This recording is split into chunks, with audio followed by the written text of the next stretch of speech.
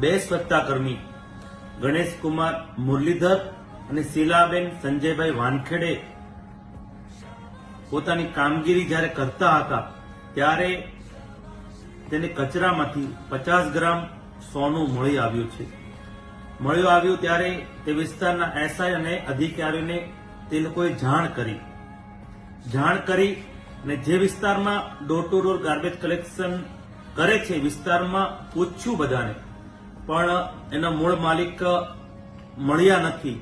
ત્યારે તે સોનું સુરત મહાનગરપાલિકાના એસઆઈ, ત્યાંની સ્વચ્છતાની ટીમ પોલીસમાં જમા કરાવ્યું છે.